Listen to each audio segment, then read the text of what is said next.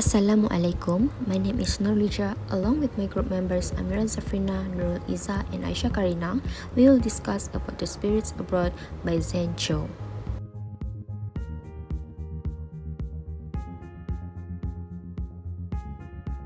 The objective of this presentation is to explain the real-world issues in three of Zen Cho's short stories, which are The First Witch of Damansara, First National Forum on the Position of Minorities in Malaysia, and The House of Ants. Next, we will move to author's background. Zen Cho is raised and born in Malaysia, but she stayed in England. Zen Cho wrote 2 novels, a short story collection, and edited an anthology.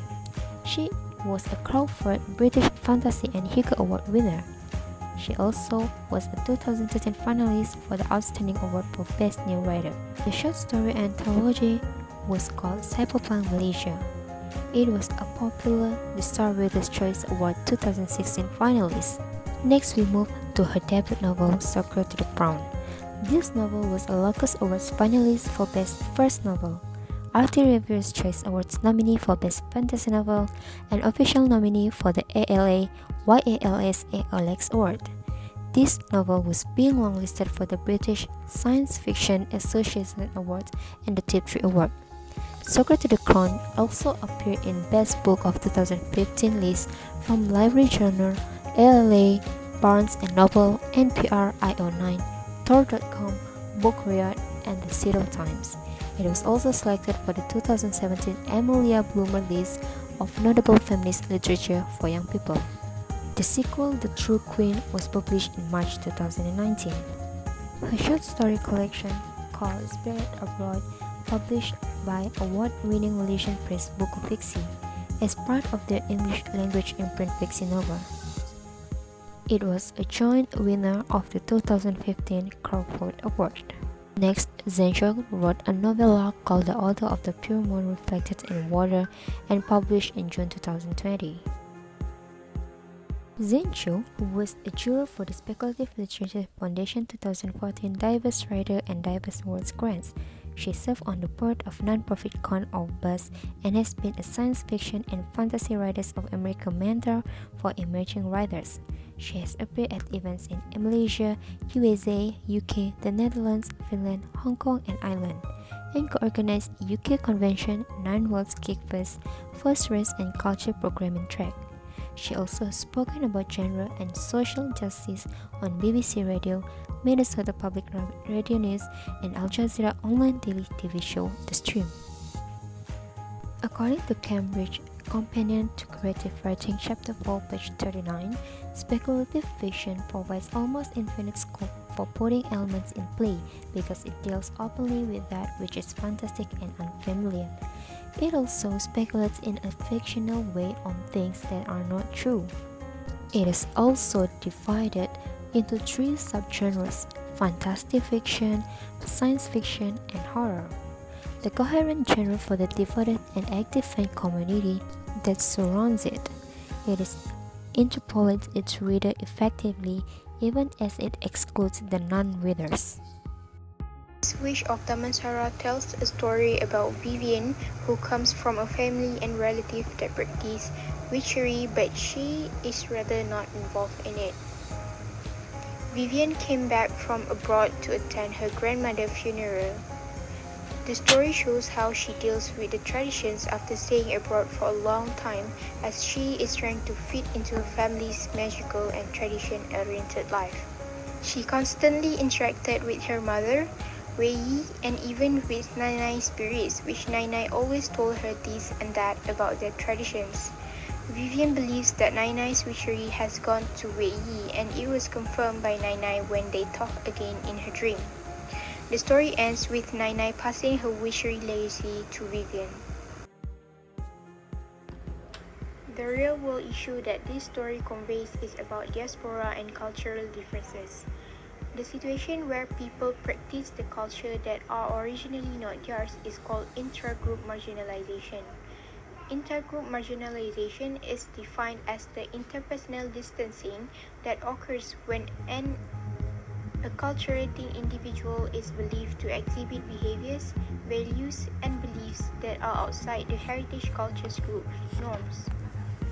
People go through this as they adapt to a new culture in ways that are considered a threat to their cultural heritage. People who live in a country which is outside of their ancestral homelands are usually torn between two cultures. For example, those who are raised and live in America but coming from Asian family backgrounds. Meanwhile, diaspora is defined as the dispersal of a population from their home country of origin. Diaspora concept is inseparable from the cycle of preserving and exchanging cultural identities and in some cases reinventing them. Benedict Anderson 1983 stated that diasporic identities are imagined and diasporas constitute imagined communities in which the sense of belonging is constructed socially on the basis of a common origin equally imagined or some other matter on which identities can be imagined. This can be interpreted that diaspora communities usually create an imagination of belongings to other cultures. People who are mixing between two cultures are well known by the term cultural hybridity is in fact the outcome of diaspora. Cultural identity and diaspora has caused people of diaspora to be in between at the center when it comes to cultural practices and modes of representation. This situation is exhibited in the story where the main character, Vivian, is in between the Western culture or her traditional Chinese ethnicity cultural practices. In the story, it shows Vivian coming back from abroad and she is conflicted between practicing the traditional customs or not. For example, she has to follow the traditions for Nai's funerals and also she has to choose her wedding dress style. Vivian did not really bother about the funeral customs as much as Wei Yi, and she even went to shop for her wedding dress in the wake of Nai's funeral. This can be seen in these two dialogues shown in page 14 of the fiction. Fiction also shows that Vivian was in a dilemma to choose her wedding dress, either it to be a Western-style gown or the traditional cheongsam and kunpao. It is shown in page 15 when Vivian said, "Now I have tried it, I'm not sure I like Western gowns so much." In relation to the issue of diaspora and cultural practices, the author also seems to highlight one's effort to go back to the root. As the story progresses, character development is shown by Vivian when she tried hard to blend with her family. For example, she ended up choosing cheongsam instead of Western gown, and she helped Wei Yi for funeral preparation. She even received Nai's legacy despite her dislike of it at first. Hence, it is important for people to sustain their cultural and family practices even after being apart with family for a long time. First National Forum on the Position of Minorities in Malaysia. So the story is about a Chinese Bunyan man came to a forum where his old lover joined to talk to her about their child well-being. But since the topic of the forum is about the minorities' right, he joined their discussion and talked about the Bunyan's minority right despite being invisible.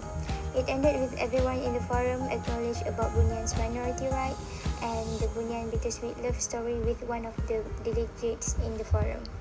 Despite having non-realist elements in this story, Zensho still includes the real-world issue.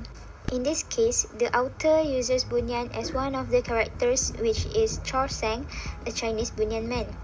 Bunyan is a Malay folktale often heard as the invisible people living in the forest. Zensho makes the Chinese man as a Bunyan to describe an analogy of the similarities between Chinese and Bunyan, as both are minorities and invisible. This is because of the law that prioritize Bumi's right, even though the Chinese constantly asking for the same rights. It goes unheard by the government as if the Chinese is invisible in the eyes of them. So the real world issue in the fiction here is the ethnic relations between Chinese and Malay. Before Malaysia got its independence, immigrants from the mainland China and India came to Malaysia to work and get a job. And this is the reason why Malaysia is a multi-ethnic country to begin with. Before the 13 May incident in 1969, where the race riot happened, People in those days lived in an ethnic harmony without being racist to any minority races.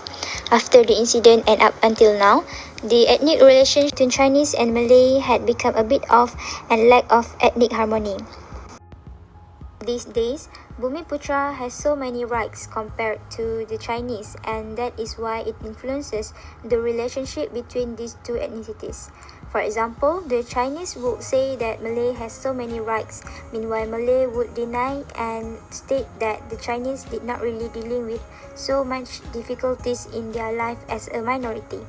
According to Han 2015, Malays are complaining about the Chinese taking over the economy of Malaysia and uniting ethnic Malay under Ketuanan Melayu to against the idea of Chinese dominating in economy by using social media to express their dissatisfaction about Chinese claiming themselves being at their disadvantage. However, despite all the arguments between the two ethnicities, there is still some minority of the Malay and Chinese that treat each other nicely. For example, when it is not about minorities' right, there are still some Malay and Chinese that befriend or have a romantic relationship with each other despite the majorities of these two ethnics are being racist and discriminating against each other.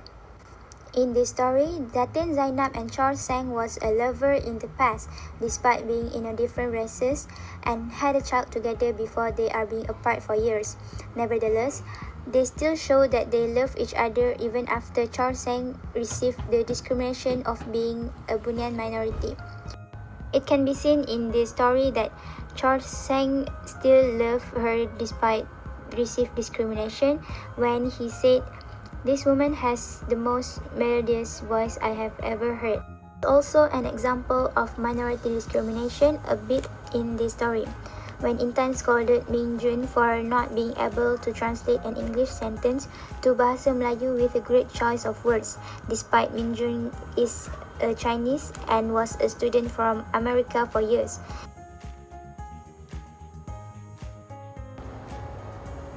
The House of Ants tells us about a love story between a Chinese girl, Ahli, who is a Pontianak, and Rizwan, a Malay boy from Bangsa, and also the difficulties they face due to cultural differences. The non-realist element that we can take from this story is portrayed by Ahli, who is a Pontianak. The analogy that we can obtain is a Pontianak is always looking for prey to feed on. This refers to Chinese people who are looking for every opportunity available as they do not receive much advantages like the Malays or Bumiputra. Regarding the real-world issues that is evident in the story is racism that occurs between different races, such as between Chinese and Malay. First, Ahli was not allowed to be attached to Rizwan, who was a Malay. This is evident in page 72, where it was stated that Malays are not good at taking care of their wives. Besides, a gap exists between the Malays and Chinese people in Malaysia. This is due to the separation according to race arranged by the British people through the education system before Malaysia had gained its independence. Furthermore, political parties that fight for equal rights and Chinese interests such as MCA and DAP were also established.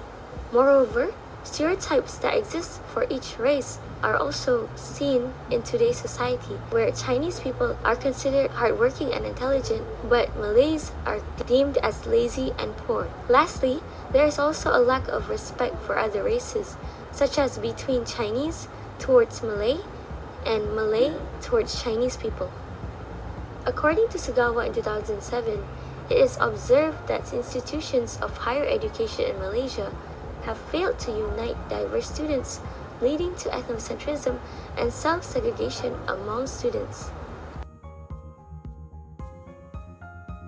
In conclusion, Zensha used the elements of witchery, Bunyan, and Pontianak in the three stories that we have discussed to compare them with the real human in the real world. Even if the elements are there, the fiction still tackle the real-world issues that are happening these days. In addition, in all the three stories that we have been discussed, the author pictures the main character as a Chinese community who was having a social problem. That's all from us.